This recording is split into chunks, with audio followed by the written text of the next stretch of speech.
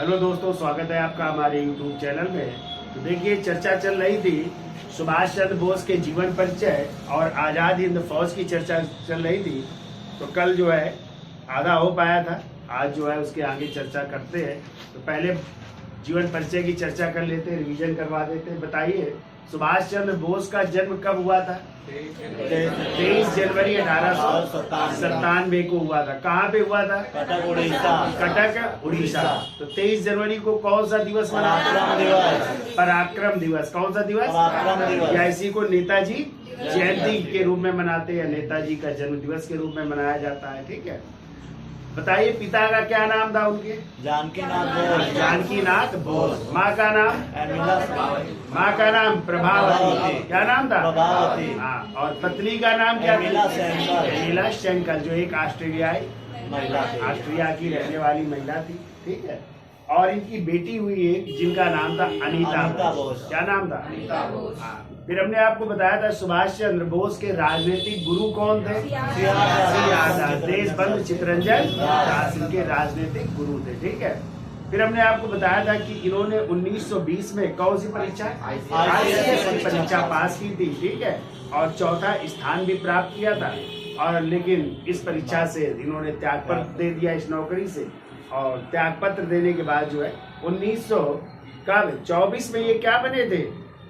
मद्रास के जो है नगर निगम के CEO। और उस समय मेयर कौन बने थे? CR दास बने थे। फिर 1928 में जो है ये जो है मद्रास के क्या बने थे? मेयर भी बने थे। मद्रास के मेयर भी रहे सुभाष चंद्र बोस। ठीक है, फिर हमने आपको बताया था कि 1938 में कांग्रेस का अधिवेशन कहाँ पे हुआ था? हरिपुरा, गुजरात। उसके क्या बने थे? अध्यक्ष बने थे। फिर 1939 में कांग्रेस का अधिवेशन हुआ त्रिपुरी। कहाँ पे हुआ था? त्रिपुरी कहाँ पड़ता है? जबलपुर। तो वहाँ पे जो है गांधी जी की पसंद के उम्मीदवार थे पट्टाभी सीतारमैया को पराजित करके ये जो है कांग्रेस के अध्यक्ष बने। लेकिन फिर इन्होंने कांग्रेस से अध्यक्ष पद से त्यागपत्र दे दिया। तो फिर अध्यक्ष कौन बनाए गए? राजेंद्र प्रसाद बनाए गए थे। और इन्होंने एक नई पार्टी बनाई थी 1939 में, ये क्रांतिकारी गतिविधियों में लिप्त हो गए। और इसी कारण जो है 1940 में इनको जो है नजर बंद कर दिया गया। और इसका कारण क्या था कि जो है उस समय भारतीय गुलामी का प्रतीक था हालवेट स्तंभ। तो सुभाष युद्ध ब्रिगेड ने जो है उसको नष्ट कर दिया था। इस कारण इनको गिरफ्तार किया गया। लेकिन उन्होंने क्या शुरू कर दी? भूख। इस कारण जो है इन्हीं के घर जो एल्गिन रोड कलकत्ता में पड़ता है वहीं पर इनको क्या कर दिया गया? नजर बंद कर दिया गया। अब अपने घर से ये फरार हो रहे हैं। किस भेष में? जियाउद्दीन के भेष में। और कार से पहुंचते गोमा। गोमा कहाँ पड़ता है? झारखंड। कहाँ पे पड़ता है? हाँ, गोमा जो है झारखंड में पड़ता है। और कौन सा स्टेशन है वहाँ पे? अब उसका नाम हो गया नेताजी सुभाष चंद्र बोस रेलवे स्टेशन। तो गोमा पहुँचते हैं और गोमा से फिर जो है अपने एक साथी के साथ पहुँचते पेशावर। कहाँ पहुँचते हैं? हाँ, और पेशावर किस ट्रेन से पहुँचे थे? फ्रंटियर रेल से पहुँचे थे। फिर इसके बाद जो है वहां से कहाँ पहुंचे? काबुल। कहाँ पहुंचे? और काबुल से फिर जो है ये अपना पासपोर्ट बनवाते हैं एक इटैलिक नागरिक के रूप में, जिसका नाम था ओरलैंड मरसोट्टा के नाम से। ठीक है, और कहाँ पहुंचते? रूस। पहले कहाँ पहुंचे? लेकिन रूस जो है द्वितीय विश्व युद्ध चल रहा था तो मित्र राष्ट्रों की ओर शामिल था। तो रूस से ये भी पहुंचते हैं। कहाँ पे पहुंचते हैं? जर्मनी। और जर्मनी की राजधानी क्या थी? बर्लिन। वहां पहुंचते हैं।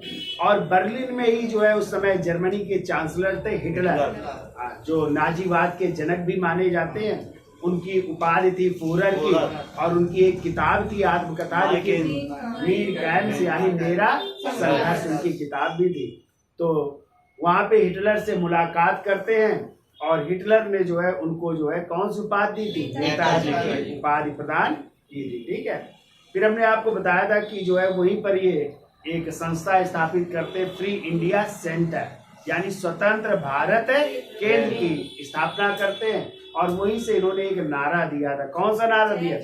जय हिंद का। ठीक है, अब देखो द्वितीय विश्व युद्ध चल रहा था तो जापान भी जर्मनी की तरफ शामिल हो जाता है। और उसने कहाँ कहाँ कब्जा कर लिया?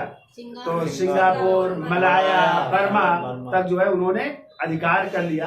तभी सुभाष चंद्र बोस ने जो है अफ्रीका से जो है कुछ जो ब्रिटिश सैनिक थे 4500 सैनिक को जो है लिया और एक संस्था स्थापित की थी, एक सेना गठित की थी। और बाद में उसी समय जो है हमने आपको बताया था जापान में रह रहे थे कौन, रासबिहारी बोस, जो किस कांड से आ गए थे जापान, तो दिल्ली षड्यंत्र के जब आपकी राजधानी परिवर्तित हुई थी ना, तो वायसराय लॉर्ड हार्डिंग द्वितीय पर बम फेंका गया था चांदनी चौक में, तो उसकी योजना बनाई थी रासबिहारी बोस। तो गिरफ्तारी से बचने के लिए जापान आ गए थे, यहीं पे रह रहे थे, तो उन्होंने भी एक संस्था बनाई थी जिसका नाम था INA, यानी इंडियन नेशनल आर्मी, भारतीय राष्ट्रीय सेना। और एक संस्था स्थापित की थी, उसका नाम था इंडियन इंडिपेंडेंस लीग की स्थापना की थी। कहाँ पे की थी? बैंकॉक सम्मेलन में। और उसी सम्मेलन में निर्णय लिया गया कि सुभाष चंद्र बोस को कहाँ से, पूर्वी एशिया से जो है बुलाने का निर्णय लिया गया कि पूर्वी एशिया से ये आए। अब जो है सुभाष चंद्र बोस जो है जर्मनी से रवाना होते हैं। पहले एक बोर्ड में, कौन सी बोर्ड थी? German U board. कौन सी बोर्ड? German U board. लेकिन रास्ते में मतलब जर्मन में एक बंदरगाह था कील नामक, बंदरगाह से रवाना हुए थे। लेकिन रास्ते में उन्होंने जो है बोर्ड को छोड़ दिया और हवाई जहाज से पहुंचते हैं कहाँ पे? टोक्यो। टोक्यो कहाँ की राजधानी? जापान। तो टोक्यो पहुंचे और टोक्यो के जो प्रधानमंत्री थे तो जो उन्होंने इनका क्या किया? स्वागत किया। ठीक है। उसी समय जो है सिंगापुर जब युद्ध चल रहा था तो ब्रिटिश जो भारतीय सेना के कमांडर थे कैप्टन मोहन सिंह, वो जो है जापानी सेना द्वारा क्या कर लिए गए थे? गिरफ्तार कर लिए गए थे, लगभग 40,000 सैनिक। और पूछा जाता है कि आजाद हिंद फौज किसके दिमाग की उपज थी? किसके दिमाग की उपज? कैप्टन मोहन सिंह के दिमाग की उपज थी। चूंकि 1 सितंबर 1942 को सिंगापुर के पतन के बाद 40,000 सैनिकों को जो है जापानी सेना के जो कमांडर थे उनका नाम था मेजर फूजीहारा। क्या नाम था? तो मेजर फूजीहारा के सामने इन्होंने आत्मसमर्पण किया था। ठीक है। अब इन्हीं मेजर फूजीहारा और एक भारतीय व्यक्ति थे जिनका नाम था ज्ञानी प्रीतम सिंह। क्या नाम था? ज्ञानी प्रीतम सिंह। इन्होंने समझाया कि आप जो है भारत की आजादी के लिए जो है हमारा साथ दीजिए, जापानी सेना का साथ दीजिए, तो हम भारत की आजादी के लिए प्रयास करेंगे। ठीक है। तो कभी कभी क्वेश्चन आ जाता है कि जो INA था ये किसका मानसिक पुत्र है? ठीक है। तो देखिए इन्हीं का मानसिक पुत्र कहलाता। INA यानी नेशनल इंडियन नेशनल आर्मी, भारतीय राष्ट्रीय सेना, किसका मानसिक पुत्र है?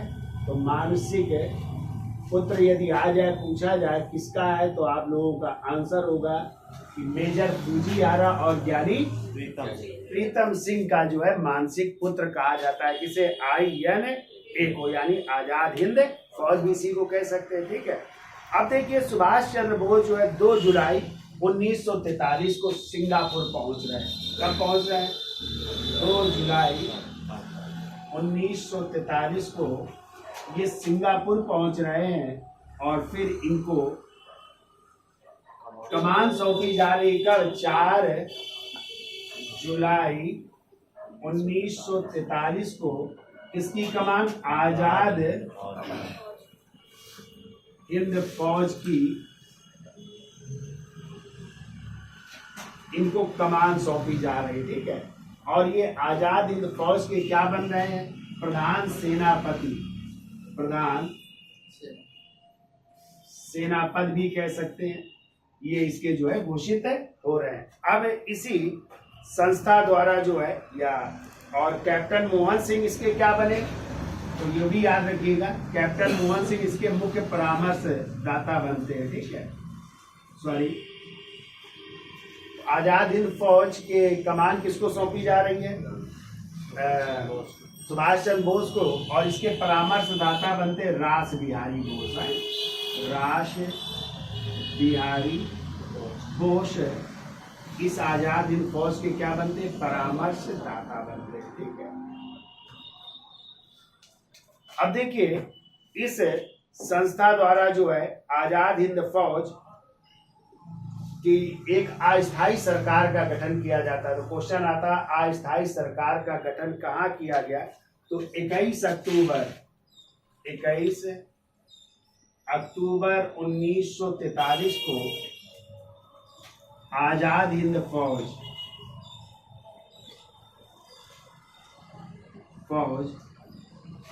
की अस्थायी सरकार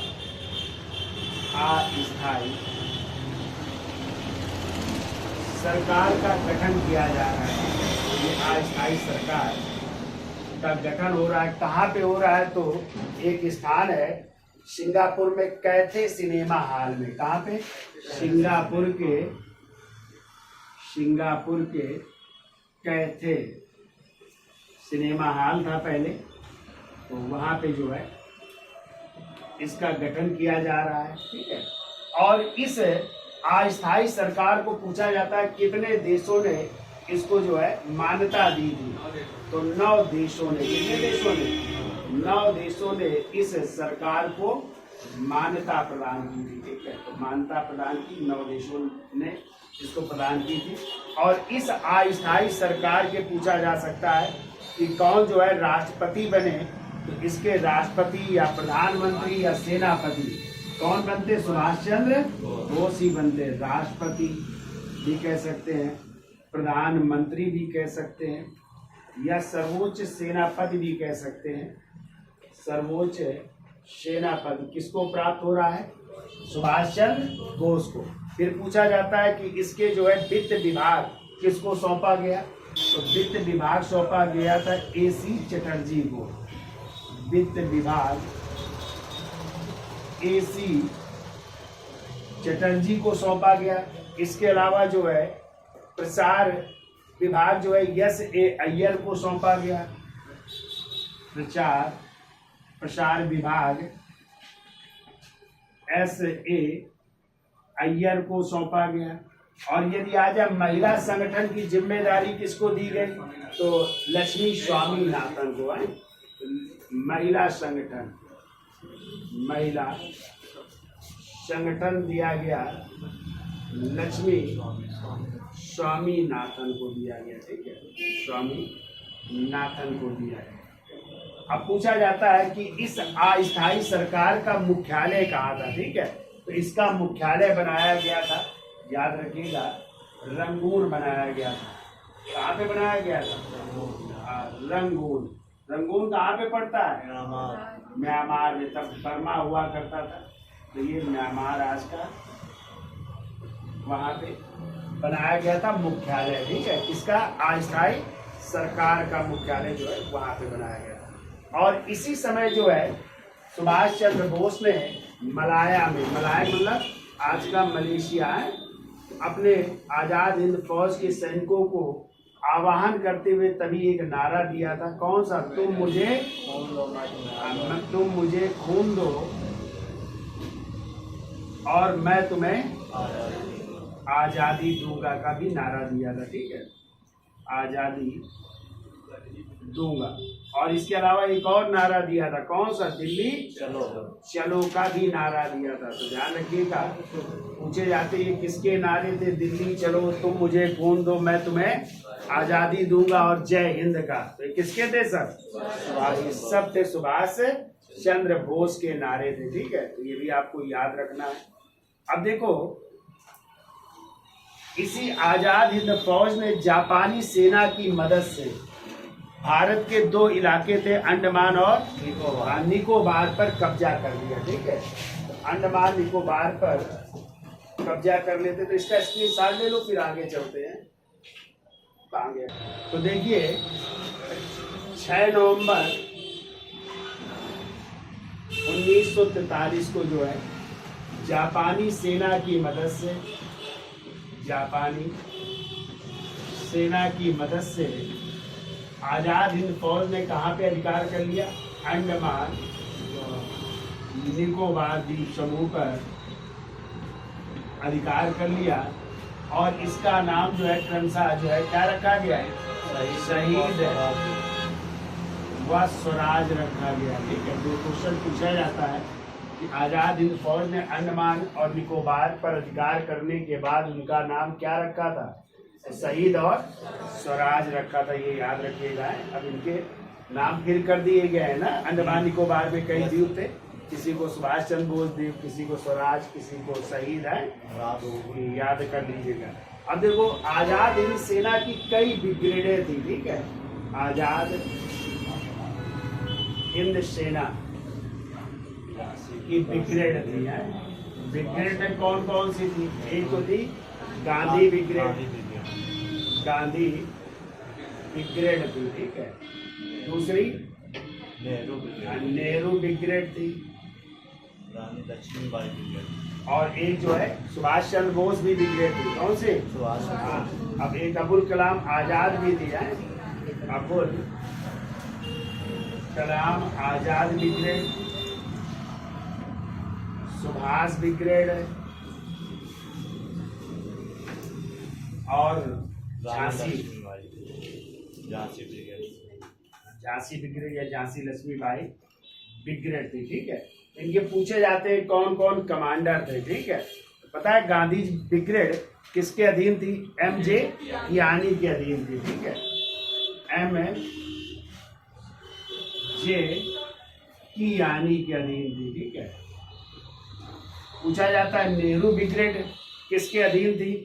तो नेहरू ब्रिगेड थी अजीज खां के अधीन थी।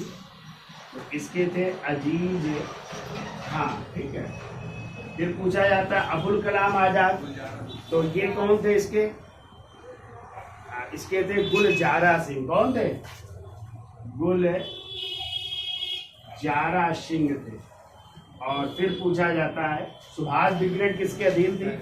तो सुभाष ब्रिगेड थी शहनवाज खां के अधीन है। शहनवाज खां के अधीन थी। और लक्ष्मी ब्रिगेड या झांसी ब्रिगेड इसकी कौन थी? कैप्टन लक्ष्मी सहगल। कौन थी? लक्ष्मी सहगल का नाम सुना है? हैं? क्यों भाई? प्रेम साइकिल, लक्ष्मी साइकिल।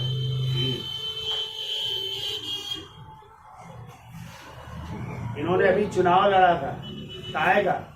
लोकसभा, राष्ट्रपति का चुनाव लड़ा था ना, हार गई थी। तो वो है लक्ष्मी सहगल, ठीक है।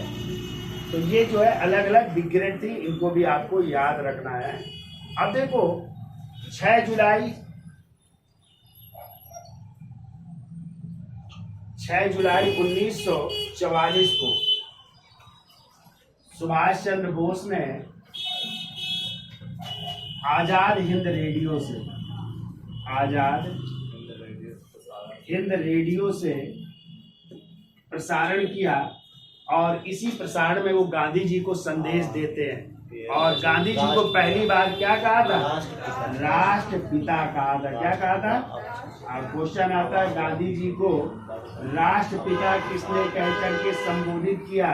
तो सुभाष चंद्र बोस ने इनको राष्ट्रपिता कहा था। और क्या कहा था कि जो है भारत की स्वाधीनता का आखिरी युद्ध शुरू हो गया है। राष्ट्रपिता भारत की मुक्ति के लिए या इस पवित्र युद्ध में हम आपका आशीर्वाद चाहते हैं, ये कहा था ना। तो गांधी जी के नाम संदेश दिया था। और उसमें क्या कहा था? राष्ट्रपिता कहा था गांधी जी को, ठीक है। फिर देखिए 22 सितंबर 1944 को शहीद दिवस मनाया गया, ठीक है। 22 सितंबर 1944 को क्या मनाया जा रहा है? शहीद दिवस मनाया जा रहा है। लेकिन आपको पता है उसी समय एक घटना घटित होती है, और वो घटना थी जापान के 2 शहरों में 6 अगस्त 1945 और 9 अगस्त 1945 को, ठीक है। तो जापान के शहर हिरोशिमा और दूसरा शहर था नागासाकी। और इन्हीं दोनों शहरों पर अमेरिका ने जो है क्या फेंक दिया? परमाणु बम। तो जो हिरोशिमा में फेंका गया था उसका नाम था लिटिल बॉय नाम था, ठीक है। और जो नागासाकी में फेंका गया उसका नाम था फैट मैन, ठीक है। और इन परमाणु बम के हमले से ये शहर क्या हो गए?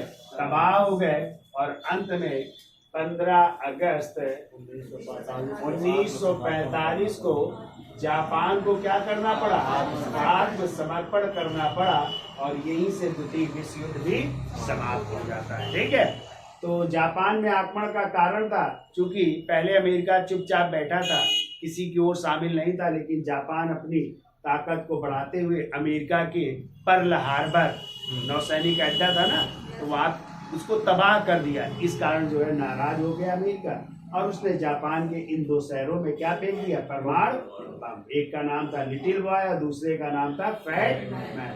इस कारण 15 अगस्त 1945 को जापान को क्या करना पड़ा, आत्मसमर्पण करना पड़ा, और यहीं से द्वितीय विश्व युद्ध भी समाप्त हो जाता है। ठीक है, अब देखो 13 अगस्त 1945 को 13 अगस्त 1945 को सुभाष चंद्र बोस पहुंच रहे सिंगापुर। कहाँ पहुंच रहे, सिंगापुर पहुंचे, लेकिन तभी जो है जो आजाद हिंद फौज थी उसको भी समर्पण करना पड़ा। तो इस कारण जो है 18 अगस्त 1945 को 18 अगस्त 1945 को सुभाष चंद्र बोस और उनके एक सहयोगी थे हबीबुर रहमान,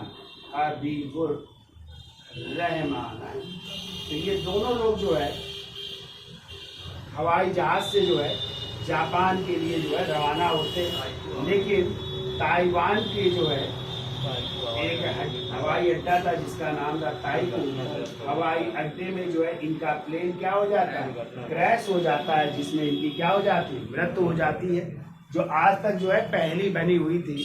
और इसके लिए एक मुखर्जी आयोग भी गठित हुआ था, उन्होंने जो है कहा था इस घटना में ये लोग नहीं मरे थे। ठीक है, फिर एक और आए थे गुमनामी बाबा आए थे, कहते ये सुभाष चंद्र बोस थे, लेकिन उनके बारे में भी कोई पता नहीं। अंत में अब इनके परिवार के लोगों ने मान लिया है कि जो है इनकी किसी हवाई दुर्घटना में क्या हो गई थी, मृत्यु हुई थी। कब, 18 अगस्त 1945 को। कहाँ पे, ताइवान के ताइकू हवाई अड्डे में जो है विमान क्रैश होने के कारण इनकी मृत्यु हो गई। ठीक है, क्वेश्चन आता है रविन्द्रनाथ किसने जो है सुभाष चंद्र बोस को जो है देश नायक कहा है। ठीक है, तो देखो देश नायक किसने कहा है सुभाष चंद्र बोस को, तो रविन्द्रनाथ टैगोर ने इनको जो है देश नायक कहा है। ठीक है, याद रखिएगा। फिर एक क्वेश्चन और आता है कि इनको जो है देशभक्तों का देशभक्त किसने कहा है, तो देश भक्तों का देशभक्त कहा है गांधी जी ने। क्या कहा है, देशभक्तों का देशभक्त महात्मा गांधी जी ने कहा है, किसको, सुभाष चंद्र बोस को कहा है। ठीक है, तो ये भी आपको याद रखने हैं। ठीक है, फिर क्वेश्चन आता है आजाद हिंद फौज का जो है प्रणय गीत क्या था, तो इनका प्रणय गीत था कदम से कदम मिलाए जा खुशी के गीत गाए जा, कदम से कदम मिलाए जा और खुशी के गीत गाए जा। और इसके रचयिता है राम सिंह ठाकुर। किसने लिखा था ये गीत, ये भी याद रखना है आपको, राम सिंह ठाकुर को। ठीक है, और इनका झंडा क्या था आजाद हिंद फौज का, बताया था ना तिरंगा झंडा था, लेकिन देखिए चक्र की जगह क्या बना था, शेर बना था। ये भी आपको याद रखना है, यानी चक्र की जगह क्या बना था, शेर बना था। तो ये तो थी आपकी आजाद हिंद फौज की कहानी। अब आजाद हिंद फौज के कुछ सिपाहियों पर मुकदमा भी चलेगा। ठीक है, जिसे कहेंगे लाल किले का मुकदमा या सलीमगढ़ के किले का मुकदमा। और इनका नेतृत्व करेंगे कौन, भोला भाई देसाई के नेतृत्व में बचाव पक्ष के वकील थे। तो कौन कौन से लोग थे जिन पर चलेगा मुकदमा, तो शहनवाज खां, प्रेम सहगल और गुरदयाल सिंह ढिल्लों। और अंत में इनको क्या दी जाएगी, फांसी की सजा सुनाई जाएगी। लेकिन काफी विरोध होगा, और इस विरोध के कारण जो है इनकी फांसी की सजा को किसने परिवर्तित कर दिया, आजीवन कारावास में। तो पूछा जाता है कि आजाद हिंद सिपाहियों को जो है जो मुकदमा चला था तो कहाँ पर चला था, किस नाम से जानते हैं, किस नाम से, लाल किले का मुकदमा या सलीमगढ़ के किले का मुकदमा भी कहा जाता है। तो किन लोगों पर, प्रेम सहगल, शहनवाज खां और गुरदयाल सिंह को क्या दी गई? फांसी की सजा। लेकिन विरोध हुआ, तभी नारे लगाए गए। क्या नारे लगे गए? आजाद हिंद फौज को छोड़ दो, लाल किले को तोड़ दो, ये नारे भी लगे थे। ठीक है। अंत में जो है बचाव पक्ष के वकीलों में जो भोलाभाई देसाई के नेतृत्व में लड़ा गया, फिर भी फांसी की सजा हुई। जब व्यापक विरोध हुआ तो भारत के वायसराय को अपने विशेषाधिकार का प्रयोग करना पड़ा और उन्होंने इनकी फांसी की सजा को किसमें परिवर्तित कर? आजीवन कारावास में परिवर्तित कर दिया। और फिर 47 में भारत आजाद हो गया तो इन सिपाहियों को भी छोड़ दिया गया। ठीक है। तो उन्हीं प्रेम सहगल की पत्नी है कौन? लक्ष्मी सहगल। और लक्ष्मी सहगल की बेटी है जो कि आपके कानपुर से सांसद रही है। क्या नाम था उनका? सुभाषिनी अली। नाम सुना है?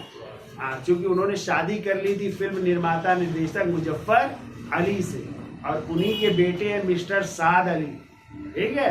और साद अली जिन्होंने फिल्म बनाई थी बंटी और बबली बनाई थी। हाँ, तो ये उनका परिवार है। तो इनकी बेटी थी लक्ष्मी सहगल की सुभाषिनी अली, तो उन्होंने शादी कर ली थी मुस्लिम मुजफ्फर अली से। ठीक है।